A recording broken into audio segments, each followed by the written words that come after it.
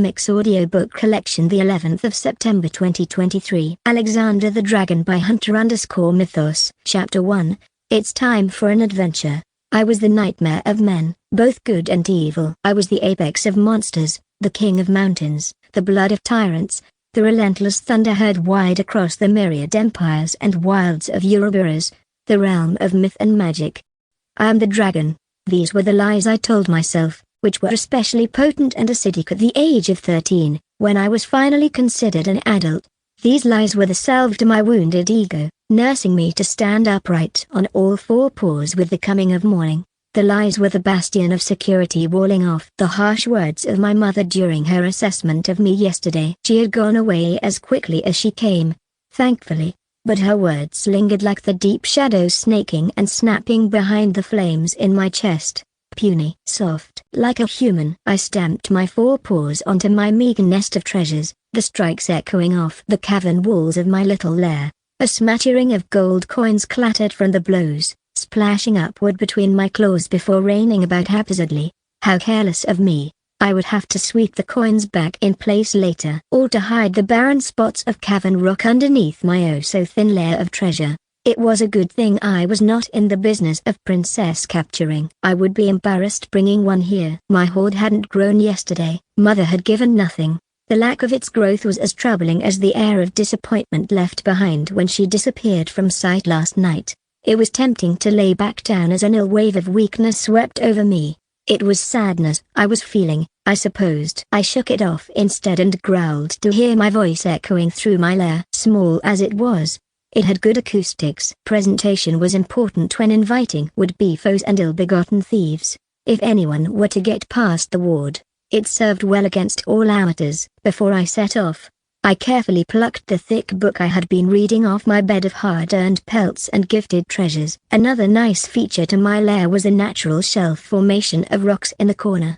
The wall there held my collection of books, study materials regarding the history of the Central Kingdoms and the geopolitical placement of my home, the Kingdom of Advanaya. It also contained books covering the basics of magic, the legends of heroes and villains, and the philosophies of the main central peoples, elves, dwarves, and men. There were also the books of Western follies and the forever war against corruption and evil. It was a hefty and expensive library. Sometimes I treasured it more than my layer of gold and gems. They were large books compared to the size of a human, about 3 feet high along the spine, so over half the size of the average human. A young adult dragon such as myself found these books to be adequate enough in dimensions. I was 10 feet tall at the shoulders when I was standing. When I raised my head, with all four paws settled on the floor, I achieved 15 feet naturally without my horns being accounted for. I had thought that was impressive. Apparently, it wasn't. I leapt out of the cavern mouth and twisted through the cut in the mountain that hid my lair from prying eyes. The magic circles etched into the twin sides of the mountainous cut flashed only once to acknowledge me as the benefactor of the ward. Not my creation,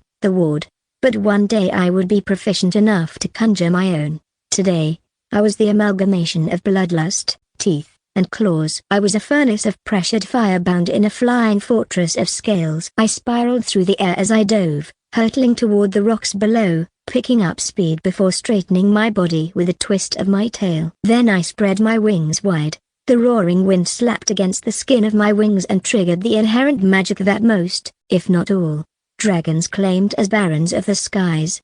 Flight. I swooped through the air, my underbelly skimming inches above the dark rocks at the base of Mount Alexander.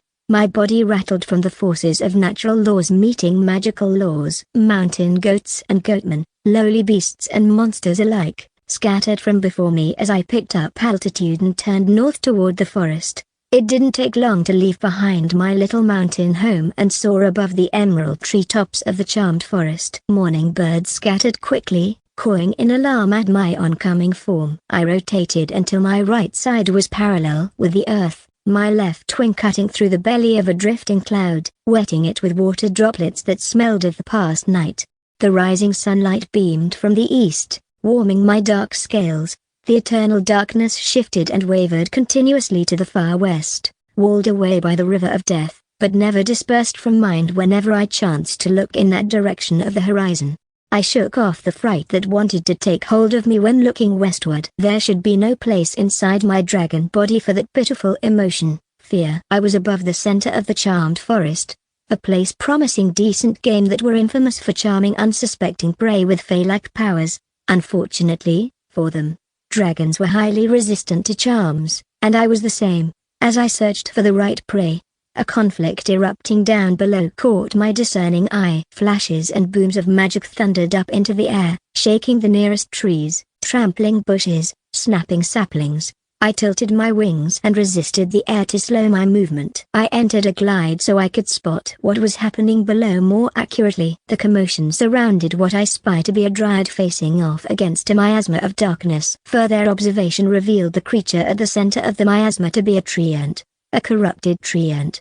The situation was precarious. The dryads might not be too far above me in level, somewhere in the level 20s or level 30s, but the treant certainly was. I was only level 3, and based on my studies, I knew the average treant was level 50. The miasma effect enhanced it even further, so it could possibly have the power of a level 60. The gap between me and the corrupted treant was too large. My only skill was useless. I had only gained access to the Ouroboros system a 10 days ago upon my 13th birthday. This was a conflict that would not suit me at all and was best left alone. Mother would have considered that weak but smart. Ensure your survival, then dominate at a better time. Father, however, would have thrown himself into the impossible challenge anyway. Level gap be damned.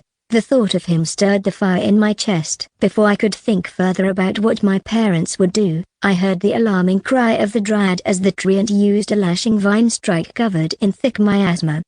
The dryad was bound to the forest, but not bound to one spot. Her dainty, flower-covered feet dashed over a glade as she dodged the powerful strike. The ground upturned and corrupted with the slamming of the lash. She raised her hand to respond with a power, but cancelled it mid-formation when another corrupted lash strike came down upon her from the monstrous treant. She let out a shriek and dodged to the side yet again, but with less room for error than the last time. The treant was zeroing its aim. With each attack, it stomped forward, forcing the dryad back, hounding her always. Depending on her limited range, she might find herself stuck if she couldn't move far from her origin tree. Depending on how perceptive the corrupted treant was, it could locate her origin tree and strike that instead, dooming her. She danced on the edge.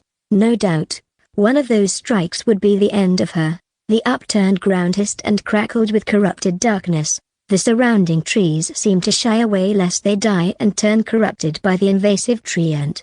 The dryad screamed as a glancing blow from the treant slash touched her right side. She tumbled in the opposite direction, shouting further each time she touched patches of the miasma-coated forest floor. When she came to a stop, she sat up on her knees, her battered form trembling like rattling bushes. Her options were limited now. A heavily threatened dryad could transform into a wisp of green light and flowing leaves and shoot straight toward her origin tree. If that were to happen, she would surely have her tree exposed. The dryad's face looked upward toward the looming, 40-foot-tall monstrosity, her eyes glistening as dewdrops rolled down her green cheeks. The defining blow was raised high. The lash whipped back with gathered force as the treant prepared to finalize its conquest. I dove at an angle and slammed my shoulder below the treant's waist with everything I had. The impact was immense. My entire body was rattled from bone to soul. I bounced off, holding in a painful cry that wanted to echo up from my smarting shoulder and out of my throat. I held in my weakness and slammed my back paws down onto the upturned and corrupted field, correcting my fall with desperate grace while ignoring the itching touch of the miasma contacting my feet. My vision was a momentary blur, dazed by the impact until I cleared my mind with a few shakes of my head and assessed the results of my impromptu entrance. The treant was already standing back up from being knocked off balance. It twisted around with a blur of movement that was far faster up close than it was from looking afar. I sank low to my belly off of a guess instead of an accurate read, ignoring the miasma pressed against my softer scales. The air above me was a roaring vortex of death as the lash missed me with but a scant few inches to spare. The next attack would be on its way already. I held it off with a burp of dragon fire. I wouldn't dare call it a breath. It didn't stream. It flew as one malformed ball that splashed against the treant's chest, spreading far enough to cover its face and the lower portions of its torso. The corrupted monster backed up in shock before it realized there wouldn't be much damage to be found in that attack. No, I was merely serving as a distraction for the dryad to use her powers. A spearing bolt of evergreen magic ripped through the treant's knee and downed the creature solidly. I scrambled back in shock at the overt show of the dryad's power before quickly realizing she was much stronger than my previous prediction, possibly in the mid to late level 40s. Still, it was clear she needed time to show her best stuff, so I provided her the necessary time by launching onto the downed treant's back. Claws sinking into wood flesh, creating rents that oozed the foul blood of evil. I latched on tight and used my wings and tail to help counterbalance against the treant's movements. Then I burped fire again and again, blasting at the back of the treant's head, pummeling it with my ineffective but annoying attacks. The acrid scent of burning cursed wood filled the air. The excitement of fighting a much stronger foe filled me with righteous fury. Some of my flaming burps hit with more oomph. The monster paused and shuddered. A sense of danger permeated through my body like a sudden cold front icing the countryside. I flapped with all the might my dragon body could provide and unlatched my claws. I would have been too late if an evergreen cage of bright vines hadn't erupted from the ground and wrapped around the treant. The dryad was helping me. However, that barely stopped the explosion of darkened splinters the treant emitted. A long spear of wood entered my side amid the volley.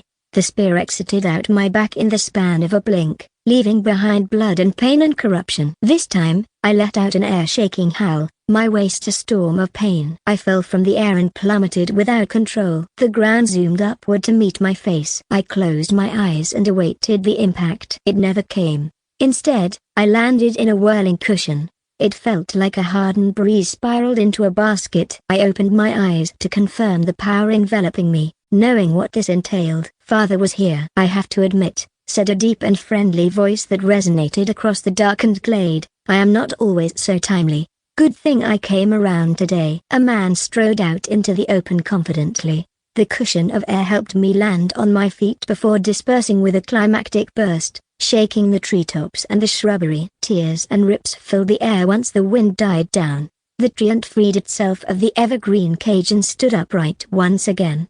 It had regrown its missing leg. The monster swept its hollowed gaze over the cowering dryad and my bleeding form, and came to a stop to look upon the lightly armored man wearing seemingly cheap leathers. The more impressive sight was the weapon he wielded, a bleached bone axe as large as his 6-foot frame. The blade was 2 feet wide while emitting a frosty mist from its edge. A corrupted this far into the charmed forest? The sprites have been slacking, Father said before looking past the treant and winking at the dryad. You did good work holding out, love. You can rest easy now. I'm here. The dryad sighed pleasantly like wind rustling the leaves. I huffed as my father played his usual games. The treant emitted the first sound I heard from its mouth, the cracking bark of a dozen ancient trees being felled, the damned howl of 100 men suffering from corruption. As if the treant contained all their tortured souls in its cursed body. It was a harrowing and heart-stopping noise that sent a shiver up my spine and froze me and the dryad in place, in that window where evil held terrifying grip upon whoever was in earshot. The treant attacked with its deadly lash aimed at Father and it, the corrupted treant, started falling apart in 2 halves. Its attack was stopped before it was completed. The fight was over without me seeing Father remove his axe from his shoulder. It all happened so fast. Too fast. The corrupted died before its halves settled on the ground with 2 distinct thumps, its miasma-covered bark coated by white-blue frost. The ground under the 2 halves became ice-covered with a series of spreading ripples centered around the area of the killing blow. My father was already calling upon the heavens' assistance the moment the conflict was resolved. In a display that was God-sent, holy beams shone upon our patch of the forest and slowly burned out the corruption until not a trace of the miasma was left. My wounded side healed somewhat but not completely. Father wasn't a healer, but the benefits of him being a world wonder were prevalent. At least I didn't have to further attend with the corruption gutting me from the inside out until I was a husk of my former self. Though, my somewhat sealed wound throbbed as a reminder of my near-death battle. As the glade healed and my father went to comfort the dryad, I looked at the system notifications waiting for me. They scrolled up before my eyes on a magical blue screen only I could see. You've helped against corrupted lash treant. Level 66 monster. Experience gained. You've leveled up Dragon Halfborn from level 3 to level 4. Free stats gained. I sighed in relief. I was worried I wouldn't get anything for merely helping. The Ouroboros system, the worldwide progression spell constructed out of the last age, the age of games, was particular about experience being distributed amid contributors, especially those of the lower level. I'd researched and had tutors inform me it was not a particularly one-to-one ratio system. Too many factors played a part in the distribution of experience at the early levels. There was something along the lines of having to grow your spiritual receptacle for experience through time and practice before being able to handle more from bigger conquests. In other words, you couldn't easily get baby-fed experience with the aid of more powerful allies helping you defeat enemies much greater than you. Such tactics would shrink your earnings to a true pittance unless you had the room for more experience and put in real effort. In truth,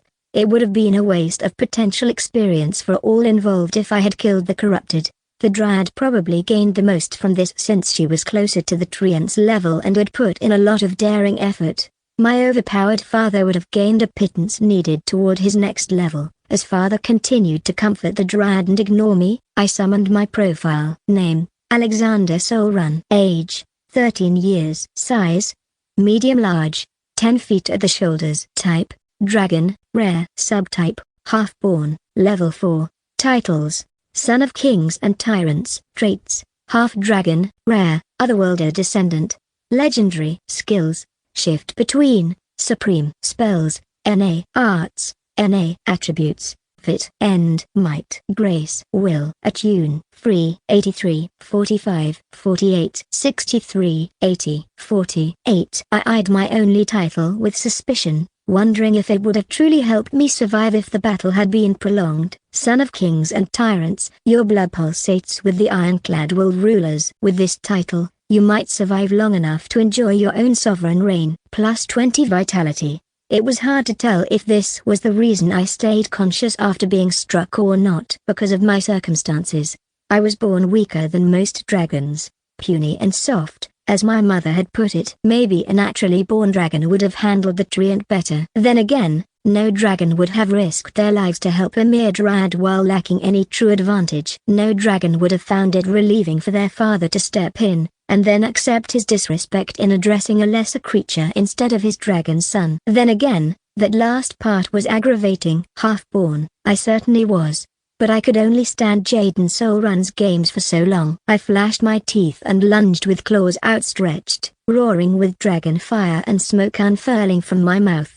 The Dryad shrieked despite being stronger than me. She dashed to the side with quick and dainty steps. Further stood completely unfazed for one moment. Then my vision of him and my surroundings became a blur. All I saw was the forest and sky spinning, the wind roaring in my ears before feeling a shocking but strangely soft impact through my back. I was dazed until I realized I was lying supine on the ground, father's arms wrapped around my neck. His axe was gone. Gods. Boy, you are still like a cat. Further laughed. I am not a hairball of a gremlin. I roared back, squirming to escape. As soon as I rolled onto my paws, I was somehow flipped onto my back again. Now Further was sitting on my belly, patting it like I was a mere hatchling. Sorry, it's been a while, hasn't it? Based on how you still have quite the temper, I figured it'll be better to let you come to me when you're ready. He paused to look at my wound. Does it still hurt? I stopped squirming and set my scaly brow into a glare. No. I am fine. I'm better than this tiny scratch. It did throb painfully while trying to wrestle with him, but I refused to admit that. A cheeky grin crossed my father's dark face. He raised a hand and tightened it into a fist. My eyes went wide before he popped my still healing wound with a relatively soft punch. The bastard! I grunted aloud and endured the aftershakes of pain before retaliating with a hard swipe. I knocked him clean off me and sent him spiraling into a tree. He bounced off and fell into a heap, still none for where, as he laughed off the moment. The Dryad was standing on the edge of the glade now, watching the both of us with wide eyes. I grunted again as I settled back on my paws and raised my head in a dignified posture. It was best I pretended to move on. It's a pleasure to see you, father. Then, as per decorum, I bent my front legs and dipped my head toward him. Adventurer king and royal ruler of the kingdom of Advanaya. Ah. the dryad squeaked before dipping down into a bow. Even in the charmed forest, where the Fae followed their own courtly rules, the adventurer king was to be respected. It was also petty revenge on my part as father sighed and waved off the special treatment. Stop it, stop it. I'm just a man who is here to see his son after a long year. Father winced slightly. And to make up for the lost time on top of missing your birthday. Yes, lost time. Birthday. That matters little in the grand scheme of things. How much of you being here is because of Mother darkening these lands with her presence? I asked. Father winced again, which I took a little pleasure in. Don't be like that. As many times as we fought, she's been a helpful ally, too. In fact, things have been quite good with her lately, trade-wise, at least. I huffed at his defense of her. She's still a calamity. Her trades come from the people she's enslaved. Dominate. She doesn't do slavery, remember? Surprisingly, most people in her sovereignty are quite happy. I'm well aware of her laws and overly inflated approval rating. I've read books on her policies. It's a thin defense to her altruistic tyranny. Enough of that. For now. Your birthday came and your parents are here. I almost wanted to say barely a parent in the case of my mother but kept the words to myself. We had company in the form of the dryad, who could be a gossip for all I knew. The fact that she hadn't left yet was annoying, but it was up to father to dismiss her. Instead of doing that, he walked up to me and patted my side. You're too mature, boy, he said. I barely can recall the years when you weren't talking like an old man who yells about politics while glowering at the kids running around the foot of his mountain. A dragon must hold himself in high esteem and be acquainted with the world at large. And those amateur adventurers are loud, I said while allowing him to pat me. I leaned into it. Only a little. He chuckled good-naturedly. Well, I'm glad you stepped in to help our friend here before I arrived. He waved at the dryad he still hadn't dismissed. I should have moved faster when I sensed something was wrong. I had a hold-up, however. But that is no excuse still. So I must apologize for letting you two go through pain like that. Yet, I also want to say I'm happy to see my son taking risks to help another in desperate need. The dryad spoke in a language for treefolk and fae. I hadn't learned that language and hid it on my list of things to learn, but I held the impression that she was happy with my intervention even though her life was dangling on the line. She says you've shown true bravery and kindness befitting a hero, father translated. I huffed and turned my face away from them. What I'd done was dumb. I should have avoided the entire conflict. Some outside observer might believe that I could have helped and stayed safe with flying attacks. I had thought of that, but decided against it since my dragon breath was short and weak and malformed, a consequence of being half-born. Additionally, I had predicted the lash could have been turned toward me while I was aerial. Then I would have been harmed even worse. Attacking below the sight line while the treant had been unaware of me was the best strategy. It still hadn't been enough, really, and I could have died if the adventurer king hadn't been here. Why did I help? Anyway, I remembered making my decision when the dryad cried openly. I remembered feeling moved by her open pain and wishing to stop it. I have the human weakness in me because of you, I said bitterly. Human sentiment, puniness, softness. Further grinned widely. Maybe so. But guess what? What? I'm proud of you. I opened and closed my mouth. I had nothing better to say as the fire in my chest heated up. Smoke unfurled from my nostrils as I dipped my head. Thank you, father, I growled softly. Did you hear that? He just purred. He looked over at the dryad as she clapped. He's like a cat, you see. You don't want to approach him at first, or praise him too much, but he'll warm up to you.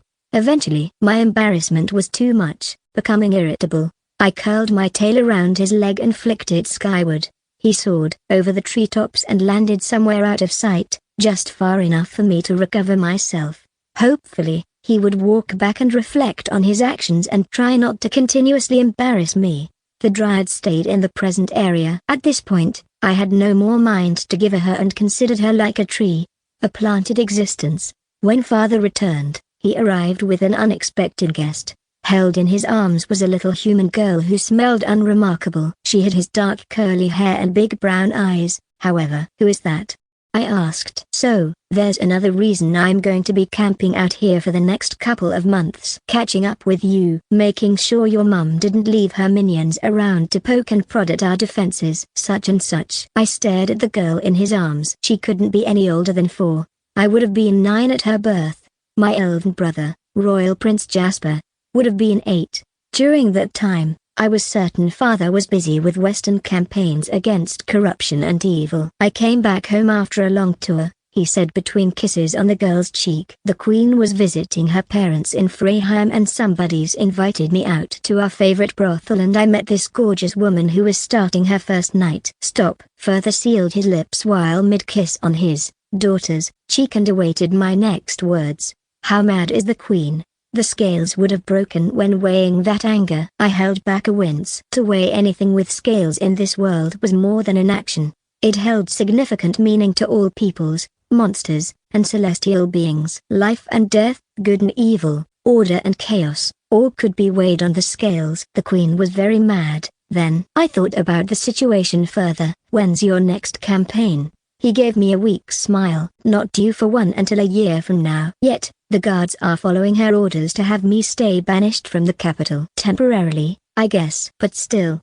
can you believe that? I rule a kingdom, but I'm banished from my home. Ridiculous, right? I glared down at him. He sheepishly ducked his head and averted his eyes. The shameless bastard. I should be enraged with him for potentially causing a royal rift that could tear the kingdom apart. The Queen was famous for being the coldest and the most austere of light elves, which I'd seen for myself enough times when I went on my yearly visits. Her icy attitude could only be matched by my mother's limitless arrogance. Father, for some reason, had a draw with dominant women with harsh personalities. Then again, the man lacked any sort of standards. I was 13 and had no inspirations for courting, but I knew having standards was a must with our royal status. Despite the trouble, my anger was simmering down because I was also sensing a rare opportunity. He could spend more time with me than ever before despite all the dramatic trouble, which would include a little human sister, who seemed unremarkable like any whore-born child. Nonetheless, she had the royal blood of a leading otherworlder in her,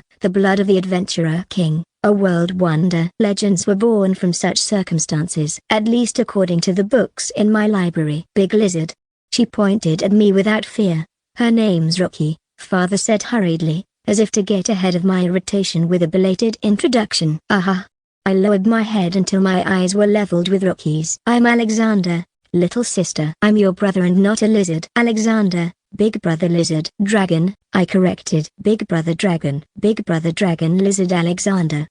There was a mischievous glint in her eye. She's doing this on purpose, I realized. I raised my head back to normal height and narrowed my eyes. Yes, indeed, this one was father's. She had the tendency to be annoying. Thankfully, I had the rare part of mother's personality that was necessary, dignity. I sniffed with slight disdain. Father, this is it, right, huh? He blinked innocently at me. There are no more of us, right? Just me, Prince Jasper, and, little Rocky. I'm pretty sure that's it. I opened and closed my mouth, unable to come up with a response to his lack of certainty. It shouldn't be a problem, I hoped. There was a formal written process designating the true heir to the kingdom of Advania, which had Prince Jasper chosen and recognized by the Queen and Council, in case the king died without making a choice. Hence, I wasn't a prince. Nor would Rocky be, but that didn't mean we weren't threats to Prince Jasper's claim to the throne if the process was overturned by other legalities or unbeknown rights, or if further changed his feather-brained mind and asserted himself with his full weight. I wouldn't want to take the throne from Prince Jasper, however. We were at odds with each other at the best of times, true, but he seemed capable enough to rule a kingdom of humans and allies. Although, it would be convenient for me to take the throne. Surely I can make the kingdom richer while growing my own hoard to something more respectable. These thoughts came to mind from time to time, and I did my best to not let them run ahead of me. Which made part of Mother's visit yesterday vexing when she unsubtly dropped hints that I should undermine Jasper and dominate the kingdom. What would she do if she knew there was another child of adventurer King Jaden Soulrun? How many could be running around with father's blood in them if there were more than us 3? I could imagine most people would find this scenario preposterous, especially my case. The common folk only know of dragons as terrifying creatures of tales, both fictional and real, which all had some level of legitimacy. When considering the infamy of my dreadful mother, it was because of her human form and the magical laws of Ouroboros, and Jaden Soulrun getting wooed by her, that my unlikely existence could be a reality. which meant that other soul-run children could exist who weren't entirely human other than Rocky. After all, there was a precedent with the half-elf prince and a dragon half-born. So, further said, tossing his daughter onto his left shoulder while summoning his axe with a flash of golden light, who's ready for an adventure? Really? I blinked in surprise at him. Father pointed his axe at the desiccated husk of the split-apart tree ant. A corrupted shouldn't be this deep into charmed forest. That's suspicious, ain't it? The dryad shook her head and said words that rustled and snapped like fallen twigs on a winter day. I thought about it and saw their point. The lands far west harbored the follies of the central people, desecrated, forsaken, darkened by forever corruption. A breeding ground of unadulterated evil. At the end of the Age of Games, the Age of Good and Evil began, and the forever war against the corrupted West held precedence for all empires. Kings and tyrants alike worked together to hold back the corruption. An equilibrium was held where the river of death acted as the border between allied good and pure evil. It was a dozen miles wide at its thickest portion, so it served as a decent border. Somehow, evil had reached across the border and dispatched a trace of its wicked influence here. This was a grave issue for the charmed forest indeed, which meant there was a mystery to solve. An adventure to be launched.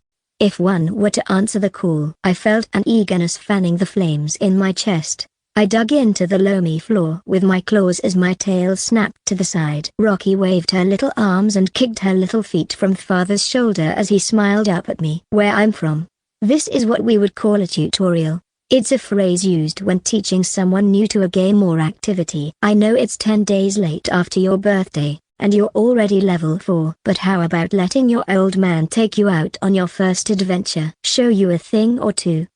Yes, I agreed right away, foregoing my dignified attitude. Ever since I began reading books telling the legends of heroes and villains, I've always wanted to go on an adventure, to have my first while mentored by a world wonder. The immensely accomplished adventurer King Jaden Soul Run was a prestige worth all the treasure in my lair and more. I'm in your care, I said with a dip of my head, embarrassed while still excited. Adventure. It's time for adventure. Rocky cheered cutely, which I would have loathed to acknowledge aloud. Damn my humanity for considering such softness as adorable. How disgusting.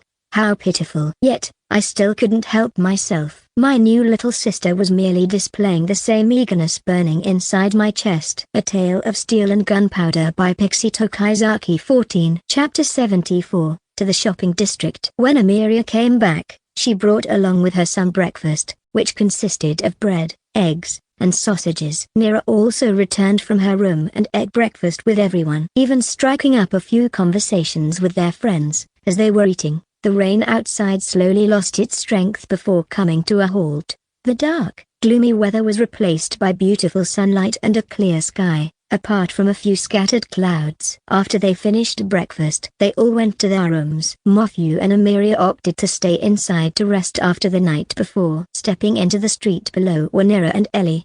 Of course, adventurers never leave unarmed. Ellie kept a hidden dagger to herself while she held her sword sheathed in her hands, while Nira had her revolver holstered on her hip. She trusted Matthew, knowing that he could defend her weapons if someone ever tried to steal them. The scenery was oddly comforting. Numerous puddles had formed from the rain shower earlier, which reflected the blue skies above them. Buildings were covered in water, some even dripping from the roofs and onto the ground. When they took a left on a corner, Nira opted to start up a conversation. So what kind of store are we looking for? Nira asked as they walked side by side with each other. Well, first we're going to visit that forge you keep visiting so I can do some maintenance on this thing, especially after last night. She gestures to her sword. After that, I think we should hit the clothes store for some underwear. Mine is getting tight around the chest. Ellie said, now that you mentioned it, my bra is getting rather tight around my chest as well, Nira said, hooking the top of her shirt with her hand before she pulled it to relieve some pressure on her bosom. Ellie looked at her chest with envy plastered in her eyes. Why yeah, let's just go finish this and probably get some lunch if we take some time, Ellie said while blushing. She also looked away whilst talking. Nira just shrugged her shoulders. Eventually the two reached the shopping district, specifically the plaza where they stayed the day they arrived in the city. I can't see the building you talked about. Ellie searched along the buildings on the circumference of the plaza in front of her. Because it's behind us, Nira corrected while she pointed at the building behind her with a thumb. Oh, Ellie said, embarrassed. Nira just gave off a little giggle before she and Ellie walked up to the building called the Dragon's Breath Forge. When they entered, Ellie just heard the ring of a bell. She noticed that there was a skinny guy in the reception area reading his book, and he paid little attention to the two girls in front of him. Nira cleared her throat before calling out to the guy. Derek. The man was startled and almost fell from his seat. When he peeked up from the countertop, he sighed in relief as he was only greeted by Nira's appearance. Hey Nira, sorry I didn't notice you. What can I do for you? He sheepishly said. My twin sister here wants to do some general maintenance on her sword. Is there a station available? The regular one, she said. Station S6 seems to be clear. Just make her register here on this logbook. He then ducked down below the countertop and retrieved a rather thick logbook. He panted like a person resting after running for a while afterwards. Phew, this thing is heavy, he said, wiping the sweat off of his eyebrows. Why, you can set your time in here, he said, pointing to a clear spot on the page. It costs 7s silver per hour, he added. Ellie stepped in front of Nira as she listed her name and the time she went inside. After that, she brought out her pouch of money and paid for 14 silver coins, which she handed over to Derek, who took them and placed them inside a drawer under the countertop. While Ellie was writing on the logbook, Nira noticed that there wasn't any noise coming from the room behind the reception area. Where's your dad? Nira asked. He's out buying some more ingots to use in the VIP forge. He found some flimsy metal pieces in the trash bin in one of the rooms and figured it'd be a good way to save on money. So he melted them down to ingots, he explained. Nira thought the metal shavings she had made from making her shotgun would be noticed, but apparently the smith didn't pay any more heed to them and used the shavings as a way to save up on money used on buying ingots. Okay, done, Ellie said as she stood back up straight and slid the logbook back at Derek. The flimsy man barely stopped it. Station 6 is the one at the corner. On the back side, he said as he pointed to the location before leaning back on his chair and continuing to read his book. The twins nodded in his direction before they arrived at the station. Unlike the VIP stations that were downstairs, the regular stations were visible to everyone working on other stations as well as the people outside. In front of them was a line of different smithing applications. The first one was the furnace, which was leaning against the wall adjacent to them. The next one is a grindstone that should help Ellie sharpen her blade when needed. And next to that is a basket full of only 3 kinds of metals in their ingot forms: copper, iron, and steel. In front of them is a small, singular anvil. The different tools needed are hung on the wall, and a crafting bench is set up on the southern wall. This isn't like Dad's setup, Ellie said as she grabbed the leather apron that was hanging on the wall and wore it. But it'll do, she continued as she picked up a forging hammer. Chapter 75, Help with Forging. Call me if you need any help, Nira said before she sat down on a bench near the front desk. Ellie nodded in confirmation before she brought out her sword. Ellie wasn't as skilled in blacksmithing as her sister, but she could do basic maintenance on swords. She started by inspecting the sword and noting that it was a bit on the dull side, so she started up the grinding wheel. Orange sparks fell off the wheel as it ground the end of her sword into a sharp tip. Her red katana was slowly being endowed with a beautiful, sharp tip with a loud scraping noise. When she was done, she inspected the blade for any kind of crack from her fight with Nicholas. Thankfully, the steel held strong, as she found no such cracks. Next, she realized that she would have to forge more throwing knives since she lost a few last night. She grabbed an ingot from the furnace. She realized that she needed to hammer it into shape, but thanks to the events of last night, she was still a bit fatigued and remembered Nira's so-called strength blessing. So she called out to her sister, Nira. Her sister was busy inspecting the revolver she crafted before she got startled by Ellie calling out her name. She stopped what she was doing and holstered her revolver once more. She then came up to the station Ellie was working on. What do you need? Nira asked with the same monotone voice she always had. I need you to forge the ingot in the furnace into 2 throwing knives I use. I can't do it since I'm still a bit tired from last night, she said as she offered the smithing hammer to her sister. I see. I'll get it done then. She grabbed one part of the hammer's handle before Ellie let go of hers. She then removed the leather apron she was wearing and gave it to Nira. Nira wore the leather apron and grabbed a pair of black metal pincers. She then grabbed the red-hot steel ingot from the furnace and laid it flat on the anvil. She then grabbed a piece of metal that looks like an arrow, known as a hot cut tool, and maneuvered it on the steel piece with the tool pointed at the surface of the steel. She then hammered the hot cut tool, which split the steel ingot into two pieces. One piece was placed back into the furnace, while the other was hammered away. Dings of metal reverberated across the room, which coincided with other adventurers that were working on their tools. Eventually, after a while, the piece of steel she used was slowly turned into the correct size and thickness of a throwing knife. Once she got the dimensions right, she placed it in water to cool while she worked on the other steel piece that she left. She used the exact same hammering techniques to manipulate the steel into the shape of a throwing knife. Ellie watched on with amazement as Nira worked. She guessed the time she spent working with their father was well deserved as she watched Nira use the hammer like the smith her father trained her to be. After both knives were cooled with water, she proceeded to sharpen them using the same grind wheel Ellie used earlier. Once they were done, Ellie walked up to the station as Nira was washing her hands. "It's done," Nira said before using a piece of cloth to dry her hands. Ellie took the knives into her hands and checked their balance by balancing them on one finger. Even though throwing knives were not as complex as actual swords, she was impressed by the quality of Nira's work. A lot better than the ones she lost. "How is it?" Nira asked her from behind. She removed the leather apron and hung it on the wall beside her. "It's perfect," Ellie said with awe in her voice before she turned to her sister. "Just don't lose these, and if you do, I have something planned out that should be better than the knives you are using now," Nira said with a small smile at the end. "I can't wait to get my hands on it then," Ellie replied with a smile of her own. The two then cleaned up the station they were using, after which they walked up to Derek, who was once again startled when Nira cleared her throat. He immediately dropped what he was doing and opened the logbook so that Ellie could write the time when she finished. "Already done?" Derek said, noting that there were only 5 minutes to spare from the time they were using the station. "Yeah, just some basic maintenance and a bit of forging anyway," Ellie said as she leaned in and wrote the time when they finished.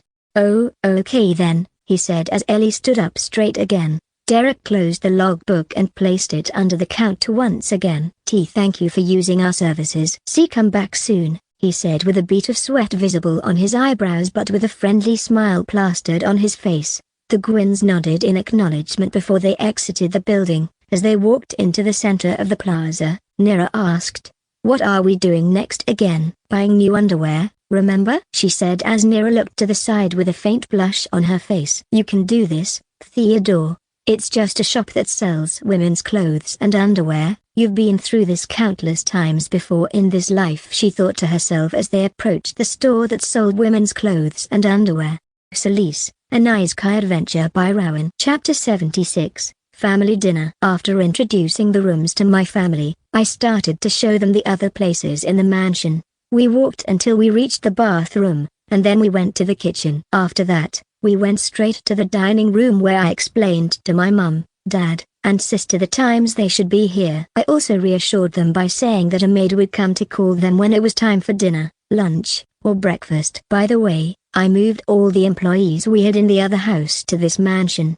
My mother fully approved the idea since she liked the old employees. We spent a very relaxing afternoon together as a family. My sister had her eyes shining whenever I showed her some new place in the mansion. My mother especially liked the garden since she likes flowers. As soon as evening fell, my family and I headed for the dining room. Like the rest of the house, the place was decorated mostly in white. My family didn't seem particularly bothered by this. In fact, I could tell they liked the color a lot too. With these thoughts in mind, we were now sitting at a relatively large table while we waited for the food. "This house is really wonderful. I never thought I could live in a house as comfortable and large as this one," said my mother with a smile on her face. Hearing her words, I also showed a smile on my face as I relaxed my posture. I was actually quite uneasy, wondering if my mother, father, and sister would like the new house. Seeing that they didn't seem to have any complaints made all the anxiety I was feeling disappear in an instant.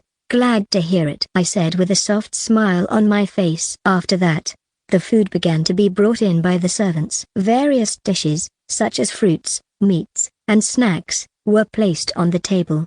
As my family would be coming today, I had asked the cook to prepare a range of dishes so that my family could eat comfortably.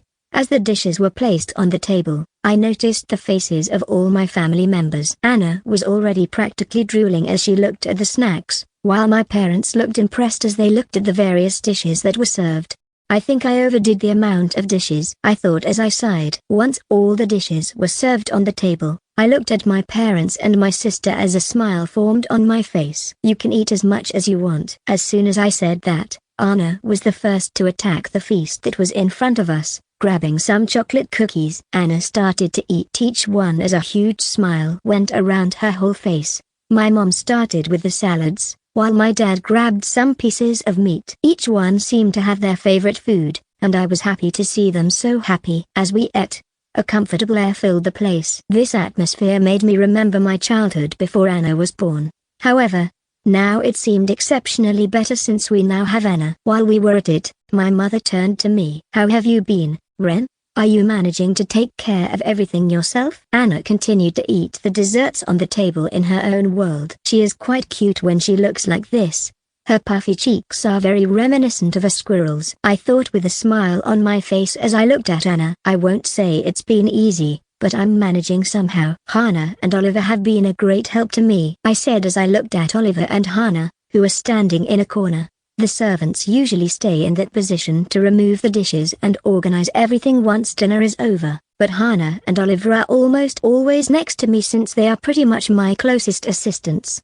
It's Nonna, Ren-sama, Oliver said. Hannah also seemed to feel the same way. Hearing my words, my mother turned to Oliver and Hannah with a sincere smile on her face. Thank you for helping my son. He can be a little hard to understand sometimes, but I can assure you he is a good boy, said my mother with a funny smile on her face. This made me wonder in what way my parents saw me in their eyes. I really couldn't remember anything abnormal I had done as a child for her to talk about me that way. Well, he was always a little different from the other kids, my father said with a smile on his face. After that, we continued to talk about various things while we had dinner. My parents asked me about the academy, and I told them that it would probably be back soon. I had received a notice earlier saying that the classes would be back this month, but as I had not had any other news besides this, I was not sure. After dinner, we ate the desserts that were being served. Anna was eating everything with a huge smile on her face. In fact, I was genuinely impressed with Anna's appetite. Although I already knew she ate a lot, I didn't expect it to be this much. After that, everyone went to their rooms as they prepared for bed. As usual after dinner, I went toward my office, which was now in a new location. The room was decorated in white, and there were some bookshelves, although there were few with books. My desk now had several drawers containing documents related to the territory. Recently, Oliver has been helping me with the documents. Normally, I leave the less important documents to Oliver, which greatly reduces the time it would take me to review everything by myself. Thanks to this, I unexpectedly used to have a lot of free time. DC, Phantom Thief Kid by Scythosk.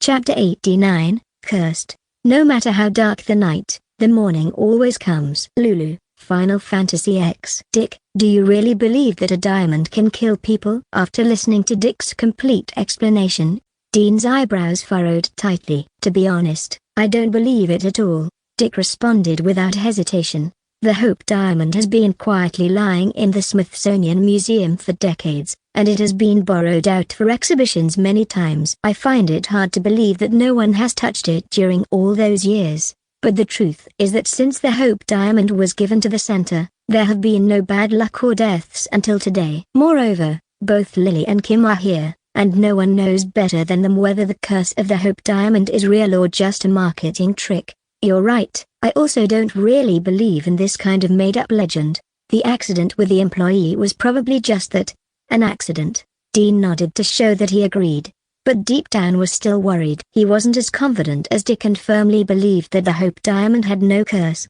In fact, Dean had always believed that the Hope Diamond was a real cursed gem, but he only dared to consider it because he had a system that allowed him to avoid bad luck in different ways. What really bothered Dean was actually Mr. Orpheus' mysterious little box. Why did the accident only happen late last night, and yet Mr. Orpheus already had a protective curse item with him today? Isn't that a bit too fast? Where did he get that from? What did he do to get it? Why does he say that this box can protect against bad luck? If Mr. Orpheus just took a random transparent box to stabilize the museum staff's behavior, it is possible, but Dean couldn't shake the feeling that something was off. Mr. Orpheus seems like a friendly person with no temper, but now it seems that he might be hiding some secrets. Dean looked at Henry, who was confronting Lily, and thought about it. Henry's gaze was relentless as he spoke to Lily. Lily, no matter what you say today, I won't change my mind. Even if, as you say, the curse doesn't exist, the word has already spread in the exhibition hall. Everyone on staff is afraid that they could be hurt in the next accident. I have to calm them down. Perhaps the color of the box does indeed affect the appearance of the diamond from the outside, and gemology experts might not be happy. But the exhibition is not only for experts, it's for ordinary people who have never seen the famous Hope diamond before. They won't care about the diamond's slightly dark color or even whether the diamonds inside are real or fake. They just want to see what this famous Hope diamond actually looks like. I don't think adding a box outside the diamond goes against the original purpose of the exhibition. At this moment, Kim interjected.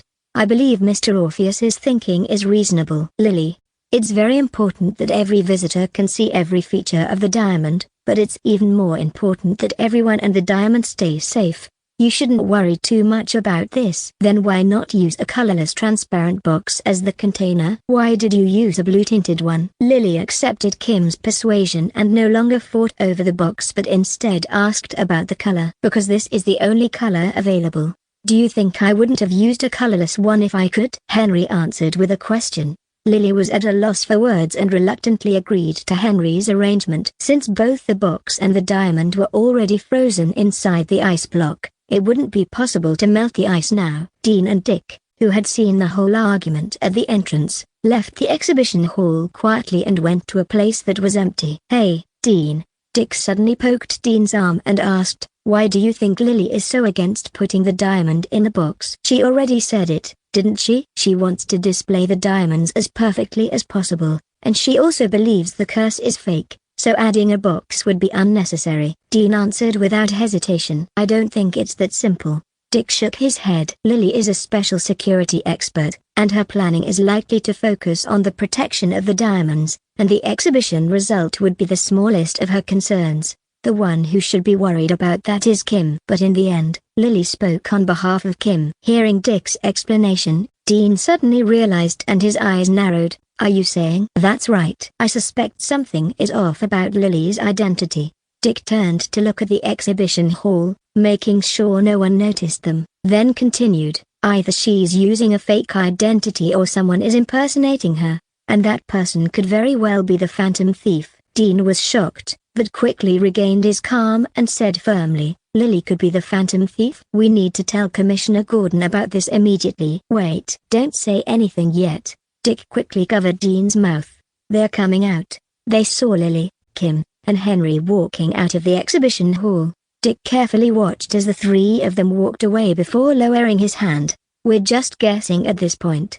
We don't have any evidence to prove that Lily is being impersonated, so we can't tell Commissioner Gordon yet. We need to gather evidence first. How do we gather evidence? Dean asked eagerly. Just do as I say. I have a task for you, Dick whispered to him. I'll give you a transmitter and a bug. You'll find the opportunity to plant these on Lily. Don't worry about using these devices. It's important for our investigation, Dick reassured. You're a skilled magician. I believe you're just as good as Phantom Thief. Dick had confidence in Dean's abilities, but Dean hesitated. What if I get caught? If she really is the Phantom Thief, I'll be in danger. Well, I have a simple solution for that. You can do it in a crowded place, and even if she notices, she won't make a move immediately. Just call for help from the security guards on the spot. Wow, you've thought it through. So, what's your task? Dean asked. Don't forget what day it is. Lily may or may not be the Phantom Thief, so we can't just focus on her. Dick said seriously. Your task is just to hide the transmitter and bug on her. Barbara and I will go to Wayne Tower to see if Phantom Thief will show up there. Okay, then let's split up. Dean nodded and agreed with Dick's plan. Chapter 90, April Fool's Day. Oh yes, the past can hurt, but the way I see it, you can either run from it or learn from it. Rafiki, The Lion King. As time passed, the sky slowly darkened. Dean walked through the corridor as if he had nothing to do, casually glancing around as if he had nothing better to do. Not far away from him, a woman wearing sunglasses walked towards him from the opposite direction. It was Lily. Dean. Lily greeted him as soon as she saw Dean, but he kept walking without stopping. "Hi, Miss Lily." Dean smiled and said something, then kept moving forward. Soon, the two passed each other and continued walking in their original directions. "How's it going?" Shortly after, Dick's voice came through Dean's earpiece. "Mission accomplished. The transmitter and bug are hidden, and Lily hasn't noticed anything so far." Dean's lips curled up slightly as he responded, "My task is done." "What about you guys?" At the same time, near Wayne Tower, Dick in his Robin suit is running forward at full speed between rows of buildings. When the distance between two buildings was close, Dick would just jump over them, using the grappling gun in his hand when he couldn't jump over. Despite running so fast, Dick's breath remained surprisingly steady, and he could even have a normal conversation with Dean while running. "I'm almost near Wayne Tower. I hope to get there before 7:50 p.m. In response to Dean's question, Dick answered slowly, "Barbara and Commissioner Gordon are on the roof of the exhibition hall using binoculars to watch the Wayne Tower and wait for Phantom Thief to show up." "Why are you going to Wayne Tower instead of staying on the rooftop with them?" Dean asked. "Just consider it as me wanting to see Phantom Thief with my own eyes," Dick casually replied. "Dean, Barbara is monitoring Lily. You can go up to the rooftop and wait for Phantom Thief, or you can stay in the exhibition hall to help guard the diamond. I'm going to get busy soon, I'll hang up now." Inside the exhibition hall, Dean ended the call with Dick, but he was quietly happy. Robin went to Wayne Tower, Batgirl and Commissioner Gordon are on the rooftop, and now is the perfect time to do what I need to do. With the planned time approaching, Dean chose to stay in the exhibition hall instead of going to Wayne Tower. He wasn't worried that Phantom Thief's absence would have a negative impact on him because he had planned everything days in advance. Dean glanced at the time and saw that there was still about an hour until 7:50. There is still plenty of time. Dean took out a small display device that looked like a phone. It showed a radar-like image with a noticeable red dot slowly moving. That red dot represented Lily, but the signal did not come from the transmitter Dick gave him. Dick had only asked Dean to help with the bug but hadn't given him the connected receiver. So, Dean hid two different transmitters and bugs on Lily. In that split second when they passed each other just now, Dean successfully completed the task of placing the four mini-devices on her without being caught. Just like Dick suspected that something was off with Lily, Dean had similar thoughts, but he knew Lily couldn't possibly be the Phantom Thief. If Lily was using a fake identity, that would mean she was another thief eyeing the Hope Diamond, a rival to Dean. This situation was bad for Dean. It's worth mentioning that Lily designed the exclusive exhibition hall for the Hope Diamond. If her purpose was to steal the diamond, she would definitely leave behind some countermeasures against the security measures, and her whole design was based on the Phantom Thief as an imaginary enemy, like using a low-temperature environment to make it harder to move using his fingers or making a room with only one entrance and exit. There might be other traps specifically targeting the Phantom Thief that she hadn't revealed, catching Dean off guard. In short, Dean didn't want Lily to be a real threat. "I need to prepare for the worst." She's currently in the women's bathroom. Based on the position and distance displayed on the signal receiver, Dean quickly thought of Lily's current location. Night falls, and the time for the anticipated appearance of the Phantom Thief is coming close. At this moment, everyone is getting nervous. The police of the GCPD, the staff inside the exhibition hall, Batgirl and Robin, and the people gathered on the streets below Wayne Tower. That's right, at this point, there are not many people left inside the exhibition hall.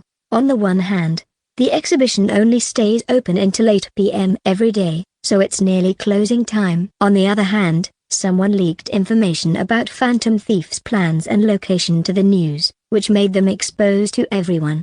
The Phantom Thief is now a celebrity in Gotham, so naturally, it has attracted countless people to gather around Wayne Tower. At this moment, there are 4 or 5 helicopters hovering above Wayne Tower. 2 of them were police helicopters from the GCPD, and the rest were from major media outlets like Gotham TV and Gotham Gazette. There are photographers and reporters on board running live broadcasts. Hello, everyone, I'm Vicky Vale, a reporter from Gotham Gazette, and I'm currently above Wayne Tower. You can see that there is someone on top of Wayne Tower. Let's zoom in a bit, okay? Can you all see it? That's Robin. He must be waiting there for the Phantom Thief to appear. Let's boldly imagine what will happen later. The rooftop of the Offie Jewelry Exhibition Hall is located several kilometers west of Wayne Tower. Jim, Harvey, Barbara, Kim, Henry, and several police officers are standing there, using binoculars to look towards the top of Wayne Tower. Time is almost up.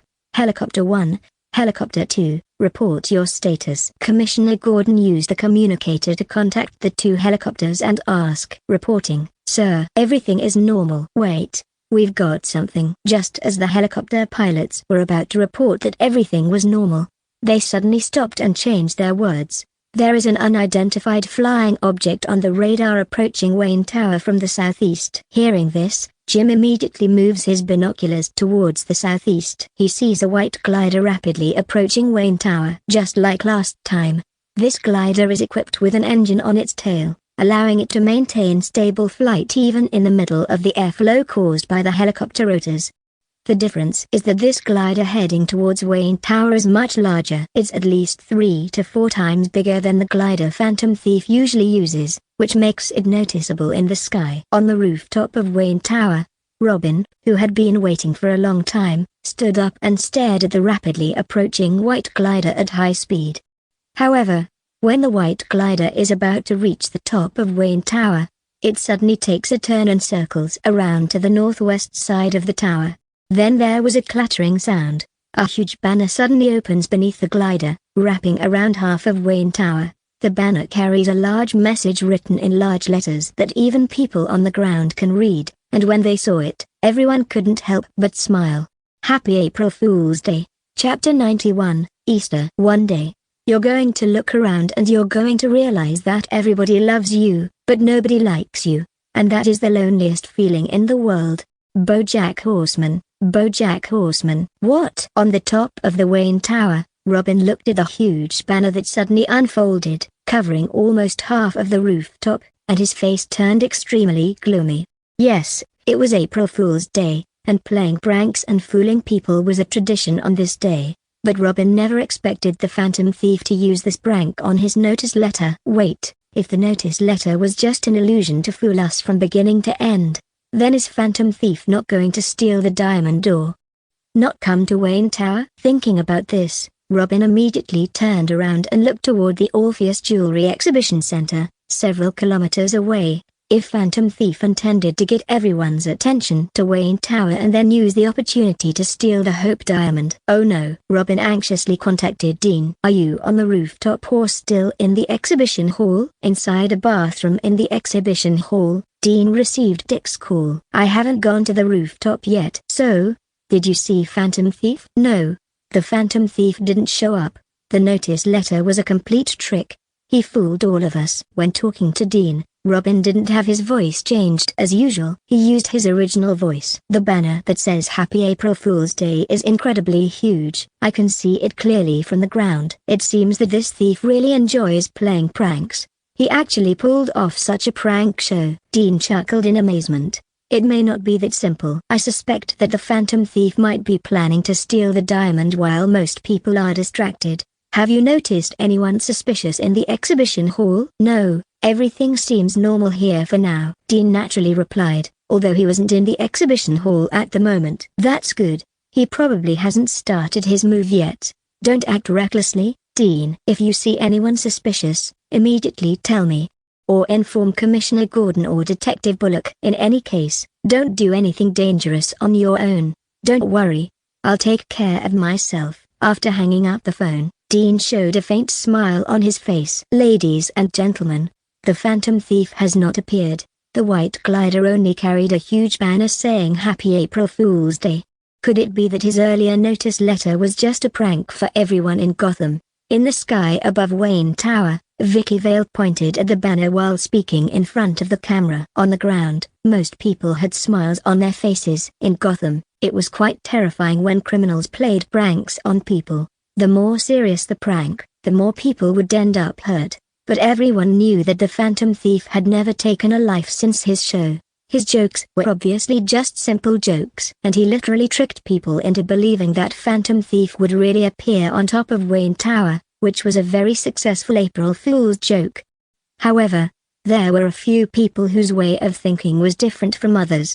They didn't think that Phantom Thief was just playing an April Fool's prank. What April Fool's prank? I think Phantom Thief is afraid that the Hope Diamond curse will come true. Probably. I heard that since that exhibition started, many people have had accidents because of that diamond, and some even died. Is that true? Can a diamond be that magical? That would explain why Phantom Thief pulled off this whole stunt today. The people nearby who liked Phantom Thief overheard their conversation and became unhappy. What nonsense are you talking about? The Phantom Thief is not a coward. Back then, even with hundreds of GCPD police officers and Robin and Batgirl, they couldn't defeat Phantom Thief. How can a mere diamond from an unknown legend scare him? Is it so hard to admit someone else is talented? We were talking about Phantom Thief, not you. What's your rush? It's not like Phantom Thief is your father. Just a petty little thief who knows some magic tricks. And there are people who support even this kind of criminal. Gotham's future is really dark. On top of Wayne Tower, Robin was unaware of the argument among the citizens on the ground. After ending his communication with Dean, he was in a hurry to return to the exhibition center. However, just as he was about to jump directly down from the tower, he suddenly noticed something weird about the banner in front of him. Looking closer, he saw that there was something like a balloon connected to the banner and the huge white glider hovering in midair, and there seemed to be something painted on it. Since the balloon was on the back of the banner, only Robin could see it. Robin pressed a switch on the side of his eye mask to turn on the telescope mode. This made the image instantly get bigger. There was indeed a quite large balloon with a diameter of about half a meter and a cartoon image of the Phantom Thief's smirking face painted on it.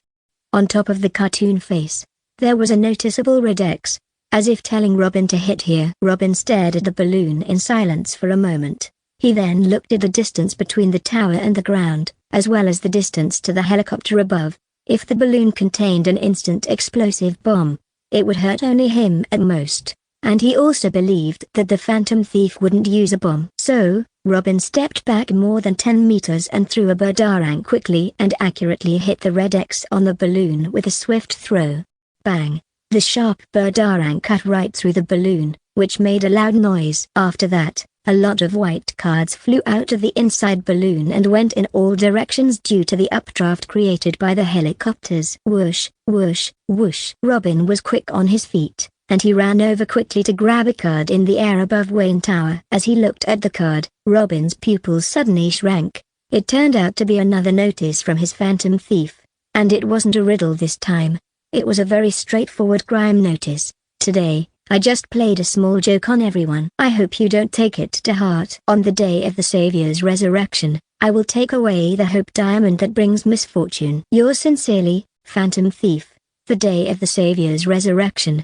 Isn't that referring to Easter? This year's Easter is on April 3rd, which means that Phantom Thief's real move date was not April 1st but Easter. The cards from Phantom Thief scattered in the wind and were picked up by people on the ground. When fans of Phantom Thief saw what was on the card, they were overjoyed by the content. Look, the Phantom Thief said he would steal the diamond on Easter. I knew it. Phantom Thief isn't afraid of any diamond. He was just following the tradition of April Fool's Day. There were some people who thought he was scared. They have no idea what they're talking about. Chapter 92, The Terrifying Shadow of the Bat. I wish there was a way to know you're in the good old days before you've actually left them. Andy Bernard, The Office. Sir, something new has happened. On the rooftop of the Orhepus Jewelry Exhibition Center, Gordon's communicator rang. It was a message from the pilots of the 2 police helicopters above. What's the situation? Jim asked anxiously. The Orhepus Jewelry Exhibition Hall Center was too far from Wayne Tower. It was impossible for the cards to blow all the way there. So Jim and his team could only get information about the situation through the helicopters. What did you say? The Phantom Thief changed the crime date. and he's planning to steal the diamond on Easter. Jim's face twitched with anger. What's going on? He had put so much effort into setting up the defenses and the security measures inside the exhibition. They had set up a trap for the Phantom Thief and were just waiting for him to walk into it. But now he said today is April Fool's Day. A joke, and that he would come some other day? Jim was almost so angry that he wanted to spit out blood. Jim, it seems Phantom Thief won't be coming today. It's already closing time. Do you think we should switch the shifts? Harvey asked as he came. When the people on the next shift arrive, you can go back, but I need to stay here for a bit longer. Jim took a deep breath and said in a deep voice, our opponent is not only the Phantom Thief, she might show up too. Brock nodded in agreement. You're right. I'll stay here with you. On the other side, Barbara secretly made contact with Robin. I'll need some more time to get back. Robin held onto his grappling gun and slid down quickly from the top of Wayne Tower. You know, I need to find a hidden place first to change back into regular clothes. Don't worry, I'm here. Barbara reassured Robin. I think Phantom Thief probably won't pull 2 April Fool's Day pranks. He most likely won't come today. So the person we need to focus on now is Lily. Robin reminded her. I know. I've been keeping a close eye on her the whole time. Barbara lowered her head and looked at the tablet in her hand, where the floor plan of the exhibition hall was displayed. A yellow dot was continuously moving on it. The other one was still playing a lot of loud sounds, like footsteps and people talking. Lily was patrolling inside the exhibition hall, which is her daily job. Even though it might seem strange that Barbara used one earphone to listen in on Lily and the other to talk to Robin, she was used to it. Today's events are finally over. Commissioner Gordon and Detective Bullock. I need to handle the closing of the exhibition now. We have to arrange for staff to melt the ice and maintain the equipment in the exhibition hall. Henry approached Jim and Harvey. In any case, it's a good thing that Phantom Thief didn't carry out his crime today. Thank you, everyone from the GCPD, for your efforts. Where's the hard work? We basically didn't do anything. Jim said he was ashamed. Anyway, as long as the Hope Diamond remains in the ice, we are successful. The exhibition will continue until April 4th, and Phantom Thief will strike on the second to last day. As long as we keep the diamond safe on that day, I don't think anyone will think about it again. Henry said it calmly and with a smile. It's getting late. I'll go arrange the work first. After saying that, Henry left the rooftop. At this moment, there were no more visitors in the exhibition hall, only the staff of the exhibition and the police from GCPD. The exhibition staff was responsible for daily maintenance, cleaning, and equipment repairs, while the police were tasked with guarding and patrolling.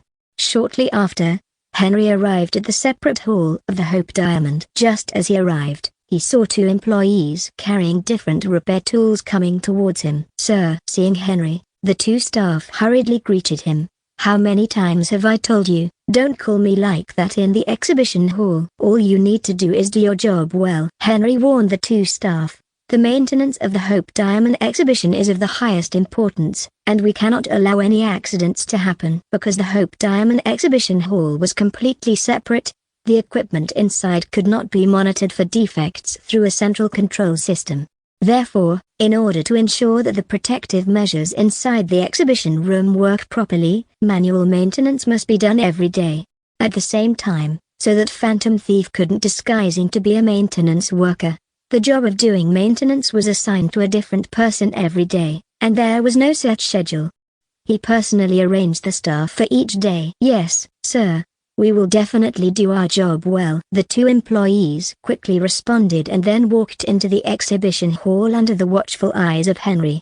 First, let's turn on the cooling system and let the ice melt slowly. After standing there for a while, Henry left. As he turned around, one of the staff in the exhibition hall gave him a meaningful glance. After some time, all the closing tasks had been completed and the night shift police arranged by the GCPD had all arrived. The 3 members of the kids' team, Barbara, Dick, and Dean, finally gathered together. To be precise, it was Dean and Barbara who had been waiting for Dick to return. Where the heck did you go before? Does it really take so long to get back from Wayne Tower? Dean asked curiously, seeing Dick return sweating and tired. I could have come back earlier, but I encountered a little accident on the way. Dick scratched his head and chuckled. Dick was so used to it that he never walked at night on streets with bright lights, but when he walks the smaller paths and dark alleys, he can truly experience the wonderful parts of Gotham. Along the way, he encountered 3 robberies, 4 fights, and 2 pickpocket incidents. How could Dick, as the amazing boy wonder of it, ignore all that? That's why he ended up getting delayed until now. You guys have no idea how many people were gathered at Wayne Tower. Although Phantom Thief is a criminal, I have to admit he's like a celebrity in Gotham, Dick exaggeratedly said. The street was filled with people for 3 or 4 blocks. I could hardly move an inch and almost got squashed. It took a lot of effort to escape. Is Phantom Thief Kid really that popular? Barbara said this while covering her mouth in surprise. Dean looked at the two and smirked, thinking, keep playing, keep playing. I almost believed it at first. I'm really tired today. Why do you two still look so energetic? Anyway, I'm going home first. Dean yawned and said it wearily. Thanks for your help today, Dean. I also need to get back home quickly, or Alfred will nag me about staying up late all the time. Dick said it sincerely as he waved goodbye to Dean. Late at night, Henry was ready to go home after finishing all his work. A bright light suddenly blinded him as he turned a corner. Henry Orpheus, I have a question for you. A deep, husky voice that sounded like a demonic creature came from the source of light. The intense light quickly dissipated and Henry looked up. He saw a very tall and muscular figure appear before him, with the shadow of a bat faintly visible in the deep of the strong light. Immortal World Wanderer Xianxia by I Am Link. 58. Hunt. The town's night was bustling yet tinged with a long-standing solitude. Shu Han looked at Shangguan Yulin, who was sound asleep on the bed and couldn't help thinking about her desolate expression during the day. He thought, the senior, being a core formation cultivator and under the protection of a nascent soul cultivator, should be worry-free. However, it seems she has some troubles she doesn't want to mention. Yet she was now eating and sleeping, not needing to cultivate at all, and really looked like a carefree girl. Shu Han sat cross-legged, opened the formation diagram that King Xue had given him during the day, and studied it carefully. He had studied alchemy, talisman creation, and artifact refining under his master's tutelage, but had not yet had the chance to fully grasp formation crafting. Nevertheless, Shu Han had a deep knowledge of formations. He looked at the diagram and studied the construction carefully. The night passed quickly. This silent heartbreak formation was, in his eyes, indeed one of the top-tier formations, not inferior to the highest level formation recorded in the Bai family artifact refining manual, the Stellar Wish formation. Both formations, when fully deployed, could trap a late-stage foundation establishment cultivator. However, the Silent Heartbreak formation was more convenient to deploy, not requiring as much effort as the Stellar Wish formation. The Silent Heartbreak formation was suitable for use against enemies, while the Stellar Wish formation was more suitable for defense. However, the Silent Heartbreak formation had higher requirements. Just the demand for 3 foundation establishment mid-stage sound-based magic treasures gave Shu Han a headache. Sound-based magic treasures? Foundation establishment mid-stage, and 3 of them? No wonder King Xue said that several generations had not been able to successfully refine this formation. It seemed that he would need to keep an eye out for materials for these 2 formations in the future. Not just the materials for these 2 formations, but also for the external incarnation and the life-bound magic treasure he planned, would require large quantities of materials to produce. It seemed that improving his cultivation and entering the foundation establishment stage was not a once-and-for-all solution. Instead, he would have to plan for even more things. After studying the diagram for the entire night, Shu Han rubbed his sore eyes, tiptoed out of the room, and prepared to have the innkeeper prepare a table of food and drink to relax. With his current cultivation, he could naturally achieve abstinence from food. He had simply grown accustomed to the delicacies of the mortal world over the years, and still wanted to enjoy a feast when he had the chance. The morning rain was falling in a drizzle over the town. Whether it was the rain or the result of studying formations all night, Shu Han always felt a suffocating pressure in his chest, as if his breath was being suppressed. The innkeeper had a table full of good dishes prepared on the 2nd floor by the railing and had already poured the wine, waiting for Shu Han to come over and taste it. Shu Han walked around the corner, and from the 2nd floor, he could see the entire rainy scenery of the town. However, at this moment, a graceful woman with a floating white gauze and fluttering black hair was standing by his wine table against the wind. Looking at her from behind, against the backdrop of the rain curtain, she looked like a celestial being exiled to earth, exhibiting an elegant charm. Shu Han was taken aback. This woman's back looked very familiar. "Lady, my name is Shu Han. If you don't mind, could you share a drink with me?" The woman slowly turned around, her stunning face wearing a mysterious smile as she looked at Shu Han. Shu Han's scalp prickled and he took a deep breath, rubbing his eyes in disbelief. "Senior, you've recovered? Weren't you sleeping in your room just now? How did you get here?" The woman covered her mouth and chuckled softly. "You've mistaken me for someone else, sir. I've never met you before." Shu Han was surprised. "Aren't you Senior Shangwen Yulin? The person you're referring to is my twin sister. I'm her younger sister, Shangwen Yuotong." Shu Han was astounded. "You two sisters really look exactly the same." Shangwen Yuotong continued to smile, the rain curtain behind her getting denser, and the sound of the drizzling rain filled the inn. She said, "My sister and I were born twins.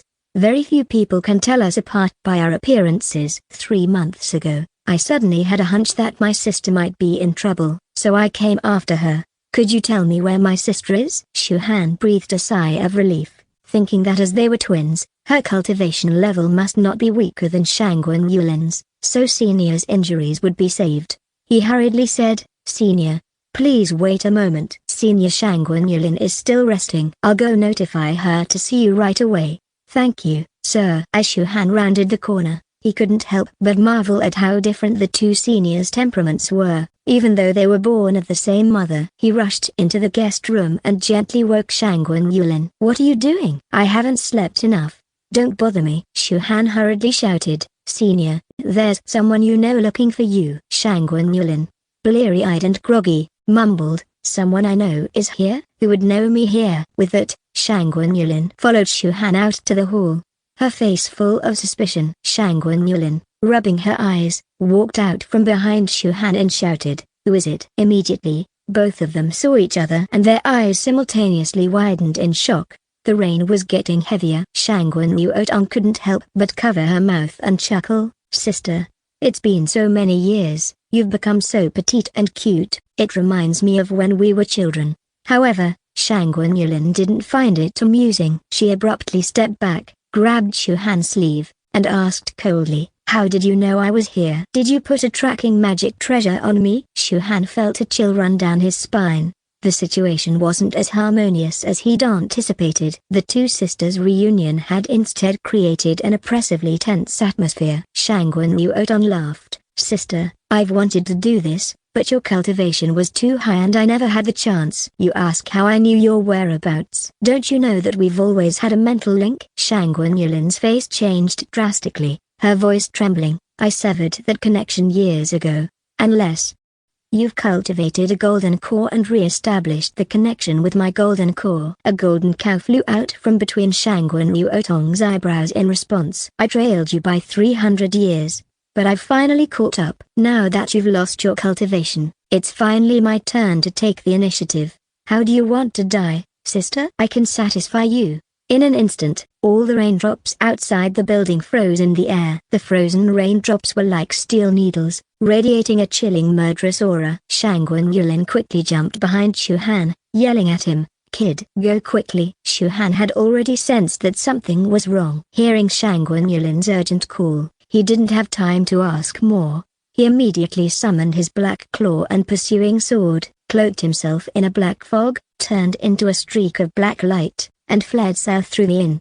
Suddenly, Shu Han felt severe pain in the back of his hand. When he looked down, he saw a large gash cut into his arm by the rain. The faster he flew through the still rain, the more the black fog protecting him was being stripped away by the rain strands. Without this protective black fog, he would have been torn to pieces by these rain strands already. Shu Han was getting anxious. "What is this thing?" Shangwen Yulin shouted from behind him. "This is not rain. It's her life-bound magic treasure. The phoenix feather falling flower needle." "Keep going. Don't stop." However, in the rain, Shangwen Yuotong's bell-like laughter could be heard everywhere. "Ha ha, sister, You can't really think that you can escape from me with a Foundation Establishment novice cultivator. Can you? 59.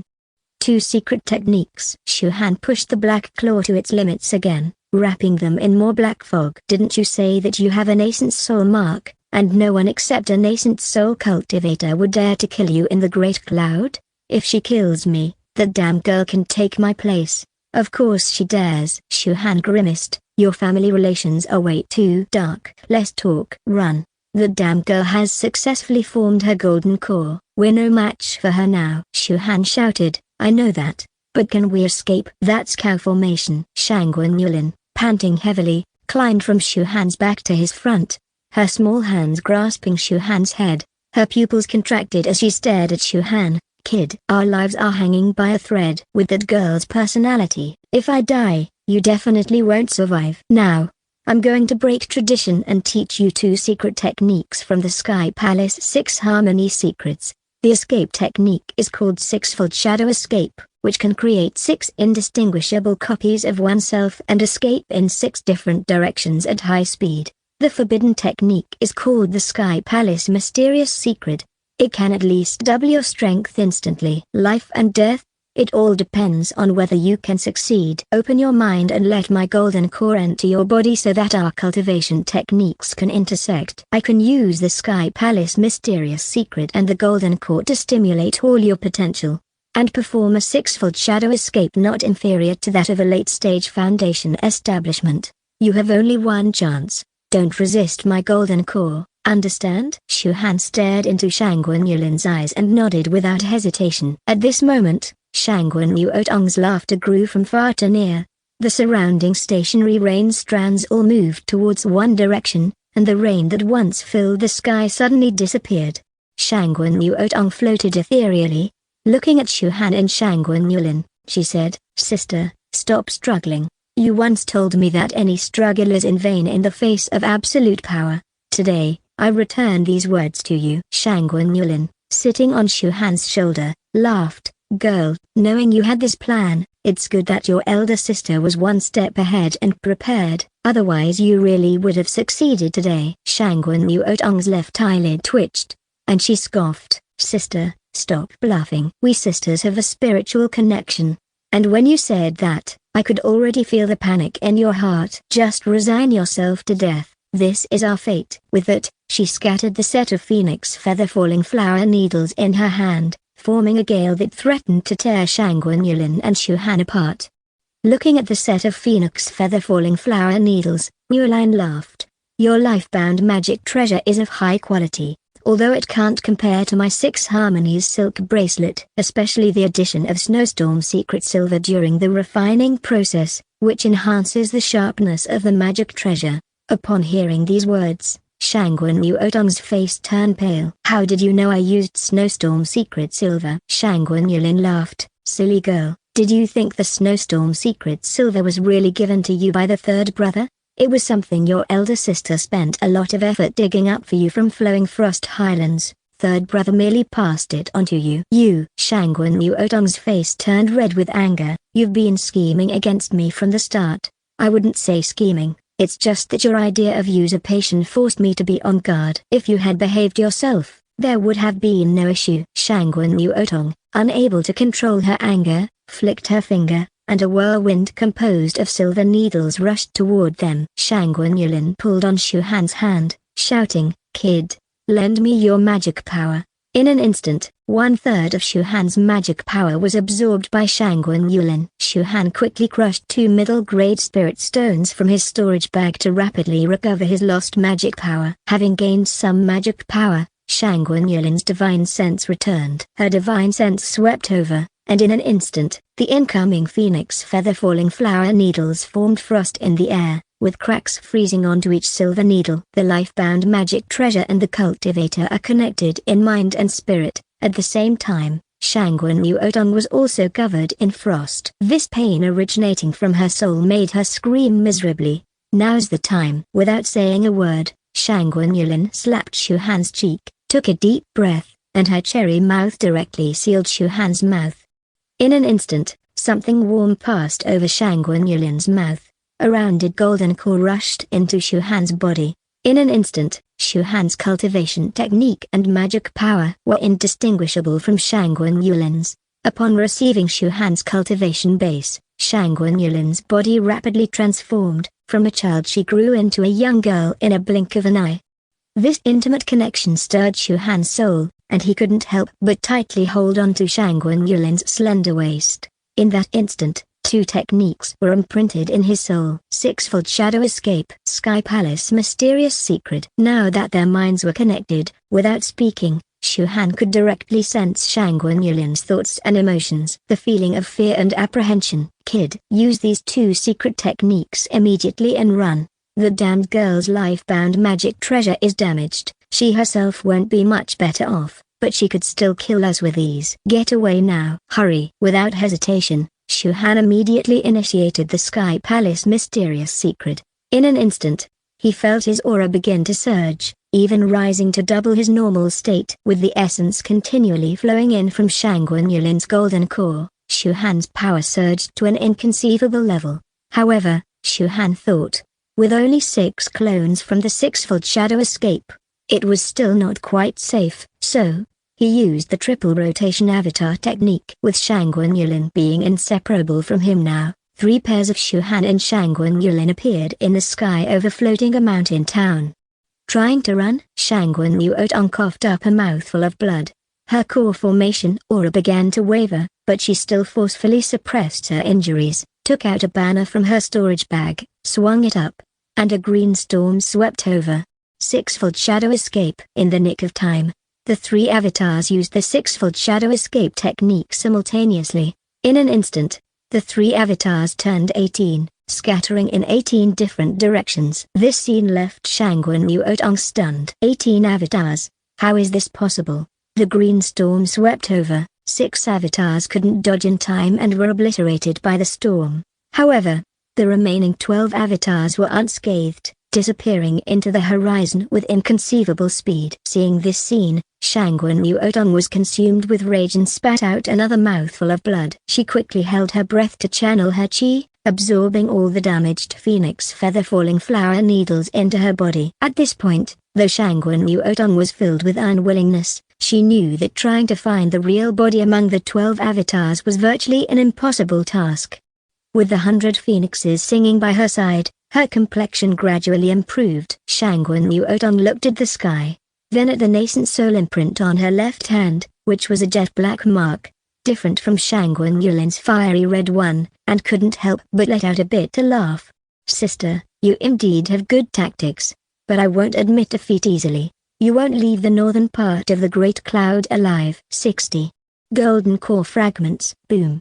A meteor fell on the silent Willow Mountain, waking the villagers sleeping at the foot of the mountain. Holding Shangguan Yulin tightly, Shu Han rolled dozens of feet down the hill, broke through 3 earth mounds, and smashed through dozens of big trees before finally stopping. At this moment, apart from a small amount of magic power, there was nothing but boundless pain in Shu Han's body. This pain, from his viscera to his skin, from his body to his soul, every part of Shu Han was severely damaged. His only thought now was to lie quietly here, until the end of time. However, Shangguan Yulin, lying in his arms, suddenly inhaled at the lips blocking his mouth, and the golden core inside Shu Han returned to Shangguan Yulin's body. Shangguan Yulin seemed a bit dazed at this time, but she struggled to sit up, resting on Shu Han's chest, her breasts rising and falling, panting heavily, her eyes coldly watching Shu Han. Shu Han weakly said, "Senior, I was disrespectful just now, but I had no other choice." However, Shangguan Yulin's hand directly gripped his neck. Shu Han became anxious. "No, no. Don't kill the goose that lays the golden eggs." Borrowing your magic power again. Shu Han suddenly choked. The last trace of magic power and the vital energy that kept him awake was instantly drained by Shangguan Yulin. "Senior, don't suck anymore." Suddenly, Shu Han passed out. With a bit of magic power to support her, Shangguan Yulin forcefully expelled her golden core. At this time, the originally perfect golden core had tiny cracks, and even some damage, which caused Shangguan Yulin to frown deeply. The original golden core was already deficient, and then forcefully borrowed this boy's cultivation to cast the Sky Palace Mysterious Secret. The backlash of the golden core is even more serious. It seems that this time, I must get the heavenly creation fluid, otherwise even if I repair the golden core, my cultivation will probably stop here in this life. She took a deep breath, felt the throbbing from the golden core, and couldn't help but glance into the distance. You are still tracking me, sister, you're as clingy as when we were children. After speaking, Shangguan Yulin formed seals with both hands and inscribed mysterious runes on her life-bound golden core. Every time she inscribed the rune, her spirit would become a bit dazed. In the end, she used the borrowed weak magic power to complete the sealing of her own golden core. At this point, the golden core sensed by Shangguan Yuotong, who was flying from afar, suddenly disappeared. She stomped her foot in anger. Sister, I didn't expect you still had the energy to cut off the connection between our golden cores, but you're so injured. You won't be able to hide for long. After sealing the golden core, the exhausted Shangguan Yulin shrank back into a little girl. She panted heavily, her consciousness began to blur. In her haziness, she looked at Shu Han's face, feeling both annoyed and ashamed. The memory of their recent full-body connection made her feel numb all over. This complex emotion lingered in her for a long time. If it were in the Sky Palace sect, if a male cultivator dared to touch even a single hair on her head, he would have turned to dust long ago. Stinky boy. Wait till I recover my cultivation, then you'll see. After speaking, she also exhausted all her energy and collapsed into Shu Han's arms. After an unknown amount of time, Shu Han woke up from his unconscious state. His body was still in severe pain. His meridians were all fractured. His magic power was empty, and it was difficult for his consciousness to leave his body. However, he felt his physical body was in a warm environment. He opened his eyes and saw a familiar royal lamp. The dim, flickering flame seemed to pull him back to his own Shu village from over a decade ago. He struggled to sit up and found a little boy's feet resting on him.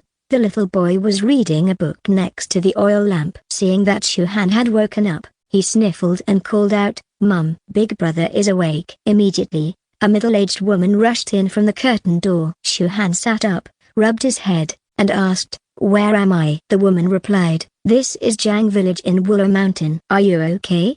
A few days ago, I was picking wild vegetables on the slope and saw you lying there. Our village doctor said that you were seriously injured and wouldn't wake up for a month.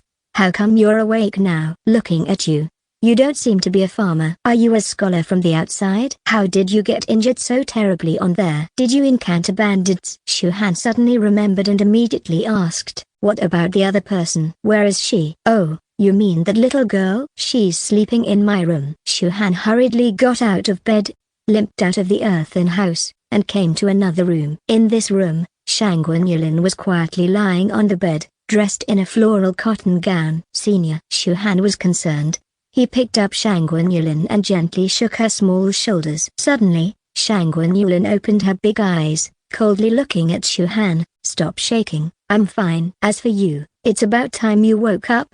You were out for so long, useless indeed." "Oh, this girl is awake too." The woman who had followed him leaned against the door, joyfully saying. Shu Han was speechless, and whispered, "Senior, you've been pretending to be unconscious." "Yes, I don't know how to deal with these ordinary people. Every day, they're feeding me bitter medicine. If you didn't wake up I would have run away on my own." Shu Han relaxed and laughed. However, Shangguan Yulin still said coldly, "Have you had enough of holding me?" Shu Han shivered and quickly stood up. The woman laughed and asked, "You two are all right, that's good. What's your relationship?" Scratching his head, Shu Han replied, "Thank you, madam, for your help. My name is Shu Han, and she is my sister Shu Lin. We were originally going to Green Mountain Town to visit relatives, but we got lost." "Right. Lin." Shu Han turned his head to give Shangguan Yulin a look but found Shangguan Yulin's eyes were almost murderous. In the end, Shangguan Yulin relented and said indifferently, "Yes, he is my brother, and I am Shu Lin." "Shu Han." The woman was stunned, then laughed. "You really are kids from the town. You speak differently from us village farmers." "Well, you two siblings woke up with such difficulty.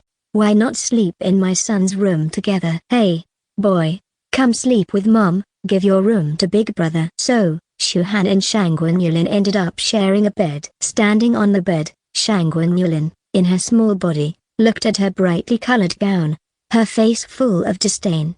What kind of bizarre taste is this? When have I ever worn such tasteless clothing? Then, she looked at Shu Han and asked, "Kid, how's your recovery from your injuries? When can we leave?" Just as Shu Han was about to say something, a small foot kicked at him. Shangguan Yulin said, "Get off first. Who gave you the courage to get on my bed?" Shu Han really wanted to roll his eyes, but he dared not, so he said, "Senior, my injuries this time are severe, my dantian is damaged, and my meridians are cracked. I'm afraid it may be hard to restore my normal cultivation for a while." Shangguan Yulin said, "This is the side effect of the Sky Palace mysterious secret. Although it can boost overall strength in a short time, the lingering side effects also take a long time to dissipate. Others who use this secret technique are either injured or crippled, but this time you got lucky. You could say it was a blessing in disguise." "What do you mean by that, Senior?" "I'm almost a cripple." Shangguan Yulin sighed. "The fragments of my golden core should still be in your body. Isn't that a blessing in disguise?" "Golden core fragments?"